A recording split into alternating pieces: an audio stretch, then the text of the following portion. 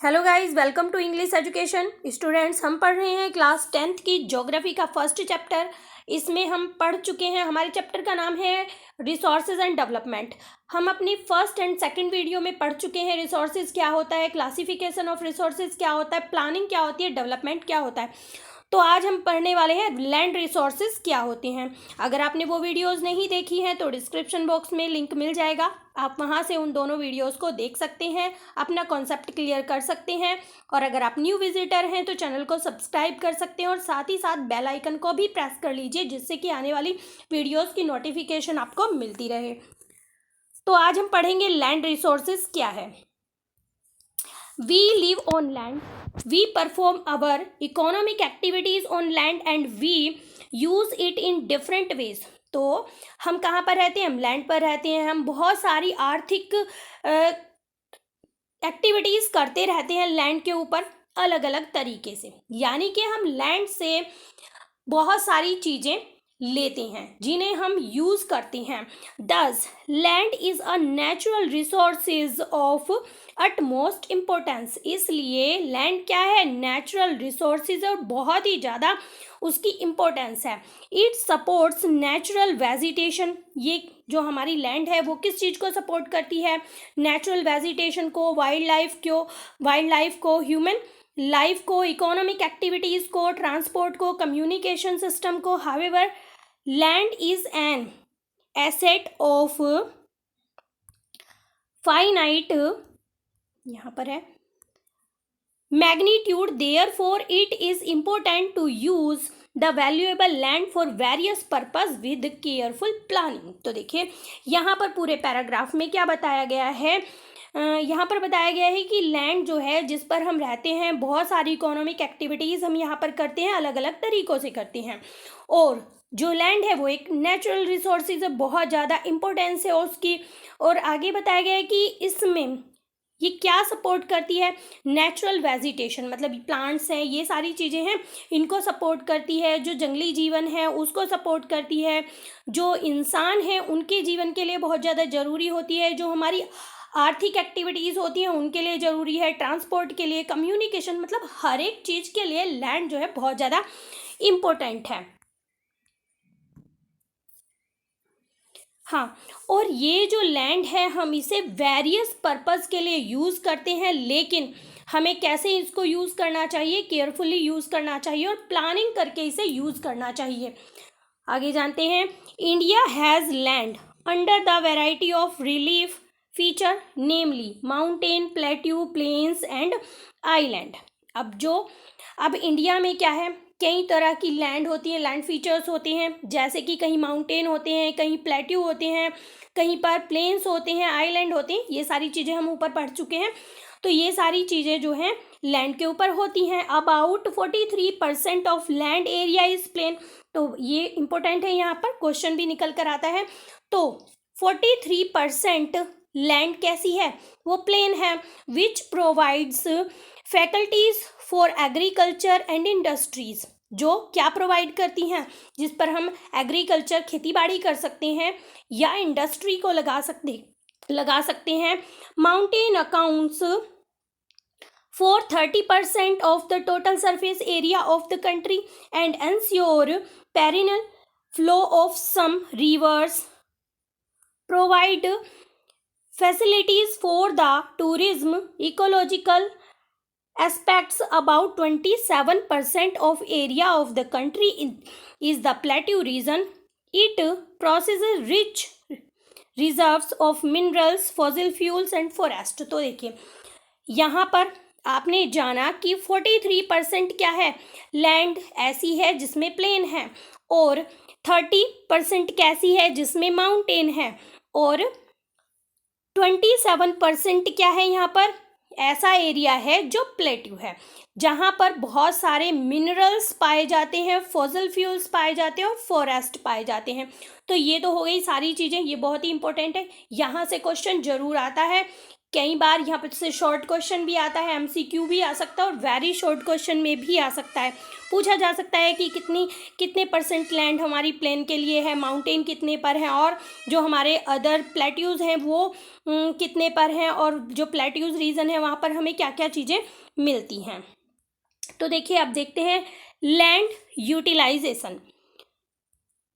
Land को हम किस तरह से यूटिलाइज करते हैं। अभी तो हमने जाना कि कहाँ कितनी परसेंटेज में हमें क्या चीज़ें लैंड पर मिलती हैं।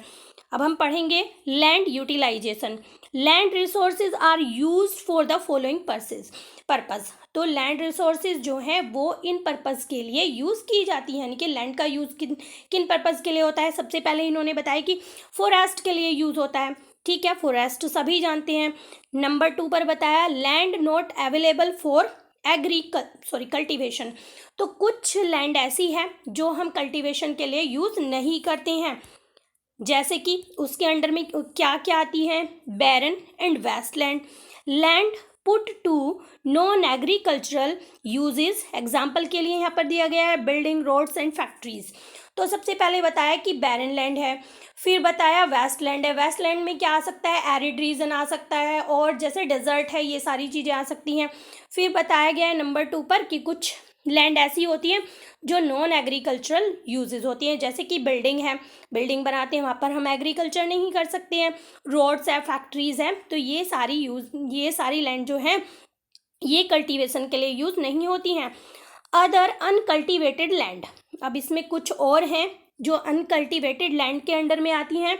देखिए सबसे पहले यहाँ पर permanent pastures and grazing land, जहाँ पर पशुओं को चराया जाता है वो होती हैं पास्चर एंड ग्रेजिंग लैंड, तो वहाँ पर हम कल्टीवेशन नहीं कर पाएंगे।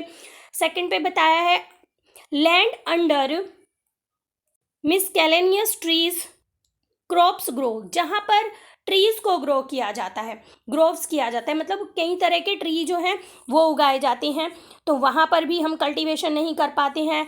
सी पर बताया गया है culturable waste land left uncultivated for more than 5 agricultural year.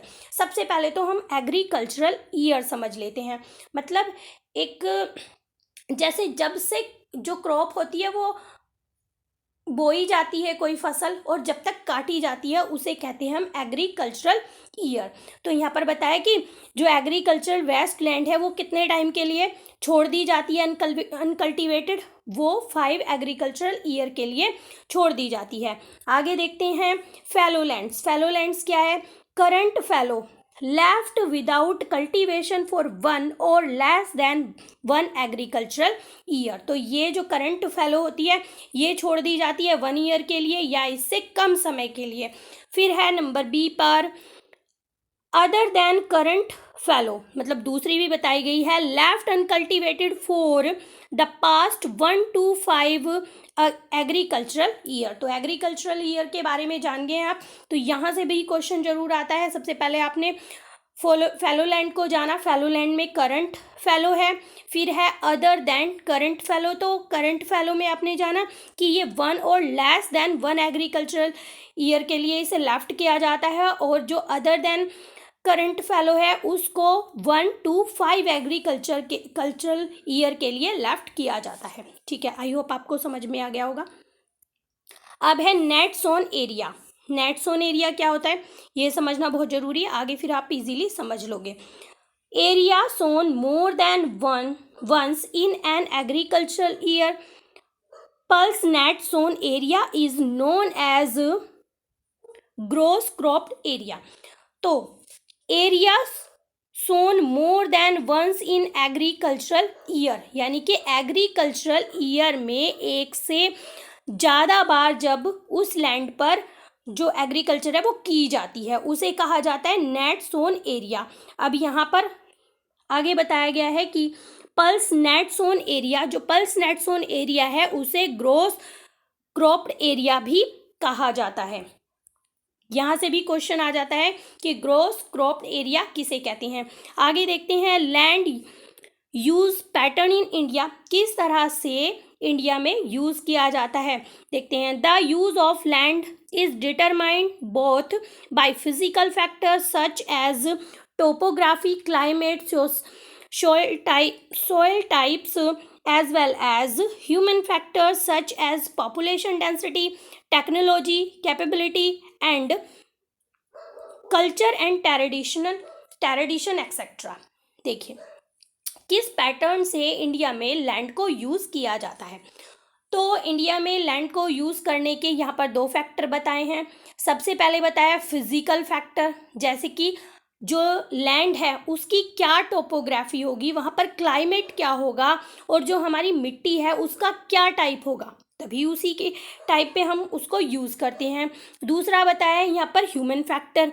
Human factor मतलब वहाँ पर जो आपकी पॉपुलेशन है यानी कि जनसंख्या घनत्व क्या है, टेक्नोलॉजी की क्या वहाँ पर सुविधाएं हैं वो देखते हुए, वहाँ पर कैसा कल्चर है, कैसी सभ्यता है, कैसा ट्रेडिशन है, ये सब देखते हुए कल्टीवेशन किया जाता है, लैंड को यूज़ किया जाता है।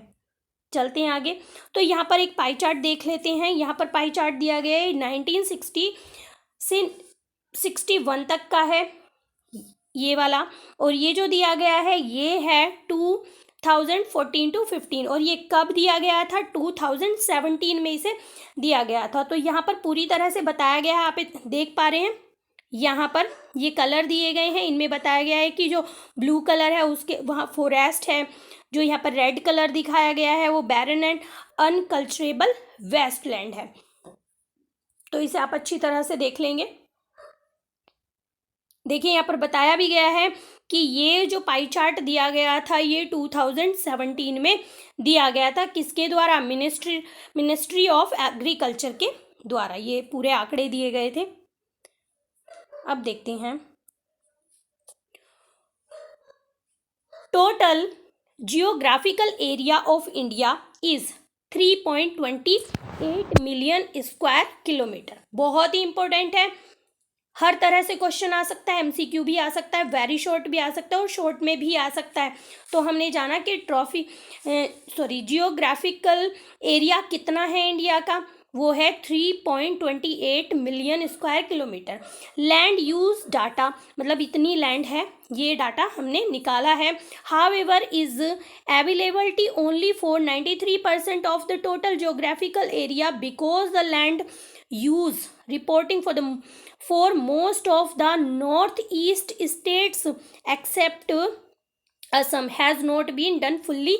Moreover, some areas of Jammu and Kashmir occupied by Pakistan and China have also not been surveyed. ठीक है, तो सबसे पहले बात समझ लेते हैं कि इंडिया का जो जोग्राफिकल एरिया है वो है 3.28 मिलियन स्क्वायर किलोमीटर। ठीक, तो यहाँ पर बताया गया है कि 93% जो है उस पूरे में से 100% में से जो 93% है उसकी रिपोर्ट दी गई है। क्या छोड़ दिया गया है उसमें, बताया गया है कि नॉर्थ ईस्ट के कुछ स्टेट्स को नहीं उसमें रिपोर्ट किया गया है, असम को छोड़कर। तो ऐसा क्या है कि जो हमारा 7% क्या है, जो 7% हमारा एरिया है, जैसे कि जम्मू कश्मीर का कुछ पार्ट है जो किसके द्वारा ऑक्यूपाइड है, पाकिस्तान के और चाइना के, तो उसका सर्वे नहीं हुआ है। यानी कि पूरी टोटल लैंड में से 93% का सर्वे किया गया है, निरीक्षण किया गया, उसी के आधार पर बताया जा रहा है कि किस तरह से लैंड को यूज़ किया जाता है। 7% को छोड़ दिया गया है। आई होप समझ में आ गया होगा। अगर फिर भी आपकी कोई क्वेरी है तो कमेंट सेक्शन में पूछ सकते हैं। The land under permanent pastures has also decreased. How are we able to feed our huge cattle population on this pasture land and what are the consequences of it most of the other than the current fallow land। अब यहाँ पर आया है current fallow land, आप already पढ़ चुके हैं ये सब। are either of poor qualities or the cost of cultivation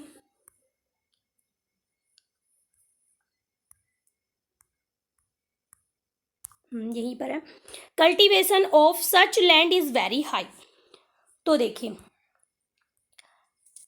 the land under permanent pasture has also decrease, जो हमारे पास्चर्स हैं वो डिक्रीज होते चले जा रहे हैं। तो अब सामने समस्या आती है कि किस तरह से हम अपने कैटल्स को, जो उनकी पॉपुलेशन है यानी कि जितने भी पशु हैं, किस तरह से उनके लिए पास्चर लैंड अवेलेबल हो। कहा जा रहा है आगे, जो most of the other than the current fallow land, जो हमारी अदर करंट फैलो लैंड है वो या तो पुअर क्वालिटी की है या फिर उसकी जो कल्टीवेशन लैंड है उसकी कॉस्ट बहुत ज़्यादा हाई है।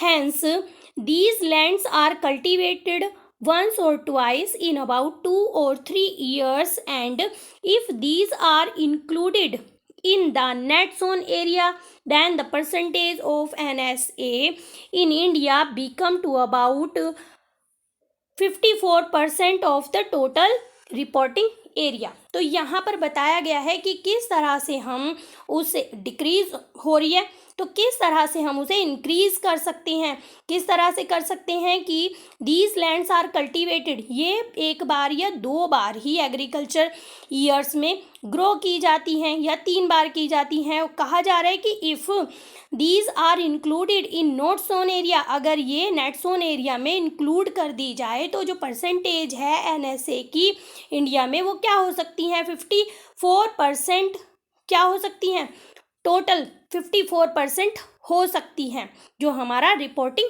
एरिया है। तो देखिए आप इसे इस तरह समझ सकते हैं कि जो परमानेंट पास्चर्स हैं वो डिक्रीज हो रहे हैं, जो हमारे कैटल से पॉपुलेशन है वो थोड़ी बढ़ रही है। तो मतलब किस तरह क्या परिणाम है इस चीज़ के, तो बताया जा रहा है कि जो हमारी मोस्ट करंट फैलो को आप कह सकते हैं जो खाली पड़ी हुई हमारी जो लैंड है, या तो वो बहुत ज़्यादा पुअर क्वालिटी की है या फिर उस पर जब हम कल्टिवेशन करते हैं तो उस पर बहुत ज़्यादा कॉस्ट आती है, मतलब उस पर बहुत ज़्यादा हमें बहुत ज़्यादा लगाना पड़ता है, उतना हमें प्रॉफिट नहीं होता है। तो इस तरह से जो हम क्या कर सकते हैं, ये जो लैंड है इस पर 2 बार, 1 बार हम इसे कल्टीवेट कर सकते हैं, इस पर जो खाली पड़ी लैंड है इस पे हम उगा सकते हैं अपनी फसल को, और इससे जो ये जो पूरी परसेंटेज है इस तरह की लैंड की वो 54% है। ये जो रिपोर्टिंग हुई है इस एरिया की, ये कितनी निकल कर आई है, 54% निकल कर आई है। आई होप अब ये पैराग्राफ आपको समझ में आ गया होगा। The pattern of net sown area varies greatly from one state to another.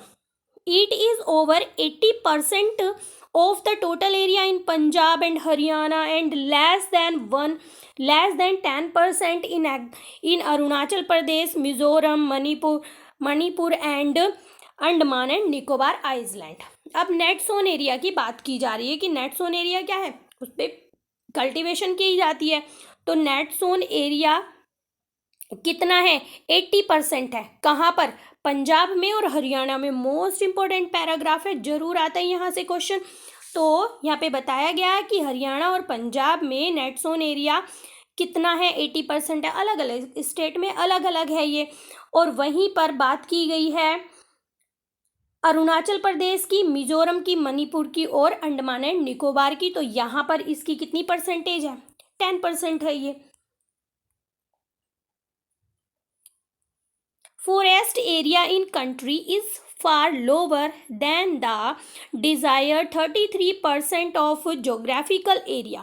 तो हमें मतलब कितनी डिज़ायर है जोग्राफिकल एरिया की, देखिए सॉरी फॉरेस्ट की। फॉरेस्ट एरिया जो है हमारी कंट्री में वो लोअर है और हमें डिज़ायर कितनी है, 33% की डिज़ायर है। क्यों है डिज़ायर उसकी, क्योंकि जब फॉरेस्ट होंगे तो जो हमारी वाइल्ड लाइफ है ये सारी चीज़ें पनप पाएंगी, ये सारी चीज़ें बहुत ज़्यादा ज़रूरी होती हैं। तो हमें डिज़ायर है 33% की, बहुत ज़्यादा इंपॉर्टेंट है यहाँ पर भी। As it was outline in the national forest policy 1952, ये बताया गया है नेशनल फॉरेस्ट पॉलिसी में 1952 में कि हमें कितने की रिक्वायर है, 33% की रिक्वायर है। अभी हमने ऊपर एक पाई चार्ट देखा था, उसमें पूरा डिटेल में लिखा है कि 2017 तक है कितनी और रिक्वायर कितनी है। It was considered essential for maintenance of ecological balance. ये किस लिए इसकी ज़रूरत है, मैंने अभी आपको बताया, इकोलॉजिकल बैलेंस बनाने के लिए हमें 33% फॉरेस्ट चाहिए ही चाहिए। The livelihood of million of people who live on the fringe of these forest depend on it. तो मिलियन ऑफ पीपल क्या करते हैं, फॉरेस्ट के आसपास रहते हैं और वो अपनी जीविका वहीं से तो कमाते हैं, यानी कि अपनी रोजी रोटी वो उन फॉरेस्ट से ही कमाते हैं। तो ज़रूरत है ना 33% होने की। A part of the land is termed as wasteland and land put to other non-agricultural uses. Wasteland includes rocky, arid, desert areas, and land put to other non-agriculture uses include settlement, roads, railways, industries, etc. तो देखिए ये जो part है land का जिसे हम waste land कहते हैं, ठीक है, तो ये जो है नॉन एग्रीकल्चरल के अंडर में आता है। इसमें कौन कौन सी चीज़ें हैं, जैसे रॉकी हैं, मतलब जो पहाड़ियाँ हैं हमारी वो सब आ जाती हैं। एरिड हैं, मतलब जहाँ पर हमेशा सूखा रहता है। डेजर्ट हैं, ये सब एरियाज जो हैं ये नॉन एग्रीकल्चर एरिया के अंदर आते हैं। इसमें कौन कौन सी चीज़ें और इंक्लूड हो जाती हैं, जैसे सेटलमेंट है जहाँ पर लोग रहते हैं, रोड बनी हुई है, रेलवेज़ हैं, कुछ इंडस्ट्रीज़ लगी हुई हैं, ये सब वेस्टलैंड में ही आ जाती हैं क्योंकि यहाँ पर हम कल्टीवेशन नहीं करते हैं। Continuous use of land over a long period of time without taking appropriate measure to conserve the manage it has resulted in land degradation. This in turn has serious repercussions on society and the environment. तो यहाँ तक तो बात हुई कि Westland क्या है। ये सारी चीज़ें जो है जिन पर हम कल्टीवेशन नहीं करते हैं ये वेस्टलैंड में ही आ जाती हैं। अब अगर हम इस तरह से लगातार लैंड के ऊपर लंबे समय तक इसको हम ऐसे यूज़ करते रहेंगे, हम इस पर ध्यान नहीं देंगे, इसे मैनेज नहीं करेंगे, तो क्या होगा, लैंड डिग्रेडेशन होगा और इससे बहुत ही सीरियस प्रॉब्लम्स जो है सोसाइटी में और इन्वायरमेंट में इम्प्रूव हो सकती हैं, बढ़ सकती हैं। अब हम पढ़ेंगे लैंड डिग्रेडेशन क्या है एंड कंजर्वेशन मेजर्स क्या है, किस तरह से हम उसे प्रिवेंट कर सकते हैं। लैंड डिग्रेडेशन होता क्या है। We have shared our land with the past generation and will have to do so with the future generation. अब जो हमारी लैंड है वो हमने पास्ट जनरेशन के साथ भी तो शेयर की है और आने वाली जो हमारी फ्यूचर जनरेशन है उसके साथ भी हम शेयर करने वाले हैं। 95% of our basic need of food, shelter and clothing are obtain from land. हमारी जो 95% नीड्स होती हैं वो हम किससे पूरी करते हैं, लैंड से ही तो करते हैं, जैसे कि फूड है, शेल्टर है, क्लॉथ्स है, ये सब हमें लैंड से ही तो मिलती है। Human activities have not only brought about degradation of land but have also aggravated the pace of natural forces to cause damage the land. तो देखिए जो ह्यूमन एक्टिविटीज़ है इससे केवल क्या नहीं हो रहा है, इससे डिग्रेडेशन ही नहीं हो रहा है, ये जो लैंड है इस पर जो नेचुरल पेस है वो बहुत ज़्यादा बढ़ती चली जा रही है। नेचुरल पेस क्या है, जैसे कि इन्वायरमेंट में बहुत सारी हम प्रॉब्लम्स को ले सकते हैं, वो बढ़ती चली जा रही है। और क्या कॉजेज़ है, डैमेज टू लैंड, और लैंड जो है बहुत ज़्यादा डैमेज होती चली जा रही है।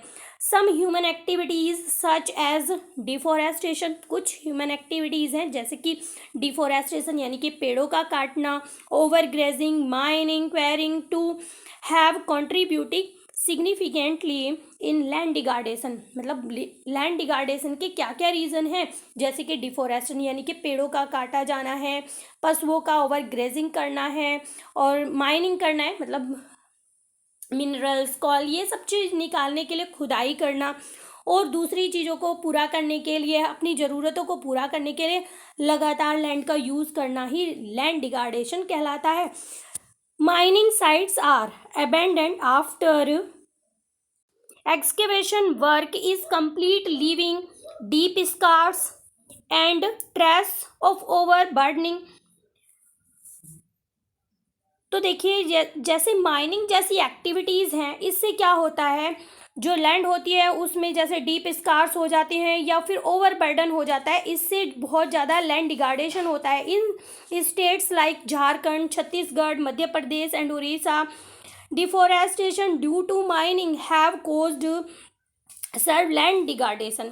अब जैसे कि कुछ स्टेट्स के बारे में बताया गया है, जैसे कि झारखंड है, छत्तीसगढ़ है, मध्य प्रदेश है एंड उड़ीसा है।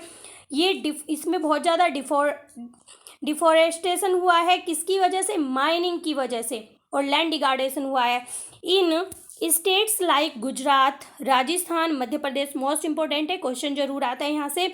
मध्य Pradesh and Maharashtra over grazing is one of the main reason of for land degradation. अब लैंड डिगार्डेशन का दूसरे स्टेट्स में क्या बताया गया है, क्यों होता है? तो यहाँ पर आपने जाना कि झारखंड, छत्तीसगढ़, मध्य प्रदेश और उड़ीसा में माइनिंग की वजह से लैंड डिगार्डेशन हो रहा है, और वहीं पर जो दूसरे स्टेट्स हैं जैसे कि गुजरात है, राजस्थान है, मध्य प्रदेश है, महाराष्ट्र है, ओवर ग्रेजिंग की वजह से लैंड डिगार्डेशन हो रहा है। In the states of Punjab, Haryana, western Uttar Pradesh, over irrigation is responsible for land degradation due to water losing, leading to increase the salinity and alkalinity in the soil। तो क्या होता है, अब बताया गया कि जैसे पंजाब है, हरियाणा है और उत्तर प्रदेश की बात की जा रही है, वेस्टर्न उत्तर प्रदेश की बात की जा रही है, यहाँ पर किया जाता है ओवर इरिगेशन, बहुत ज़्यादा फसल उगाई जाती है, इसकी वजह से लैंड डिगार्डेशन होता है। क्यों? जो वाटर होता है वो ठहर जाता है, और इसकी वजह से सैलिनिटी होती है, एक्लिनिटी होती है सॉइल के अंदर, यानी कि वो अच्छी तरह से पनप नहीं पाती है। जब ओवर इरिगेशन होगा लगातार, उसकी फर्टिलिटी कम होने लगती है। The minerals processing like grinding the limestone for the cement industries and calcite and soap stone। देखिए, soap stone for ceramic industries generate huge quantity of dust in the atmosphere.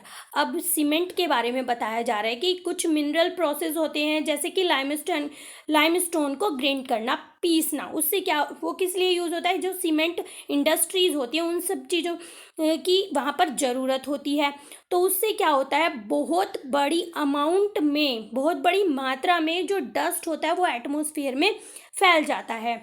It retracts the process of infiltration of water into the soil. Infiltration हो जाता है soil के अंदर, यानी कि जो पानी होता है वो नीचे नहीं पहुंच पाता है। After the settle down on the land, जब ये जो पूरी डस्ट होती है जैसे लाइमस्टोन हुआ या दूसरे मिनरल्स होते हैं जो सीमेंट बनाने में यूज़ किए जाते हैं, वो लैंड पर जम जाते हैं, तो जो वाटर होता है वो नीचे नहीं पहुंच पाता है। In recent year industrial effluents as waste have become the major source of land and water pollution in many part of the country।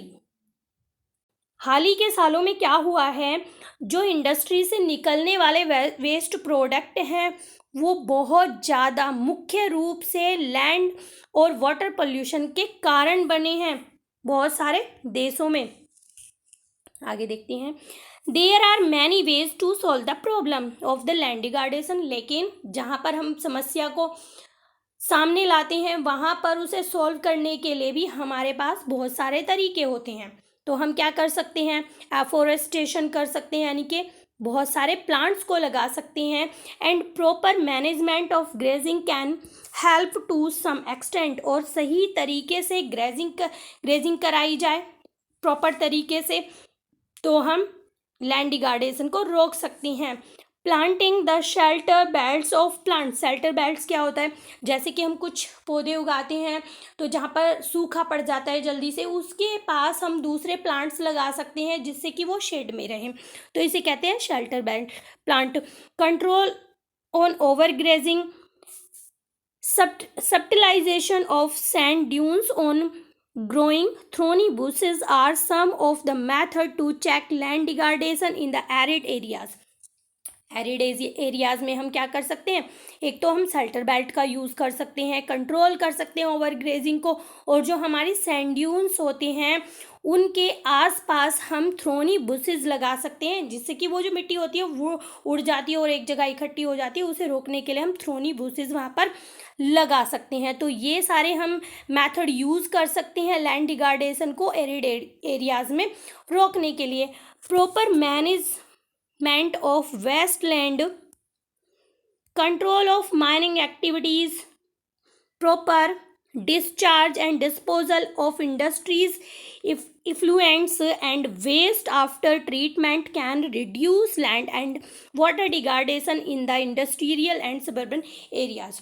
और हम क्या कर सकते हैं, प्रॉपर तरीके से हम डिस्चार्ज कर सकते हैं, डिस्पोजल कर सकते हैं। जो इंडस्ट्रीज़ के वेस्ट मटेरियल होते हैं उन्हें हम सही तरीके से डिस्चार्ज करें, डिस्पोजल करें। कैसे हम करें, उन्हें सही से ट्रीटमेंट करें और उसके बाद हम उन्हें बाहर वेस्ट को छोड़ सकते हैं। जैसे कि वाटर में या लैंड के ऊपर हम छोड़ देते हैं तो पहले उन्हें ट्रीट किया जाए, यानी कि उन्हें बिल्कुल शुद्ध किया जाए उसके बाद। तो इस तरह से हम लैंड डिग्रेडेशन को रोक सकते हैं। आई होप आज आपने इतना अच्छे से समझ लिया होगा। आगे के पार्ट को हम नेक्स्ट वीडियो में करेंगे। बाकी जो आपका चैप्टर बचा हुआ है, आई होप वीडियो आपको अच्छी लगी होगी। अगर वीडियो आपको अच्छी लगी है तो एक लाइक ज़रूर करें। अगर आपने पहले पार्ट्स नहीं पढ़े हैं तो आप उनको ज़रूर रीड करें चैप्टर को अच्छे से समझने के लिए। तो मिलते हैं अपने नेक्स्ट टॉपिक में, तब तक के लिए बाय बाय।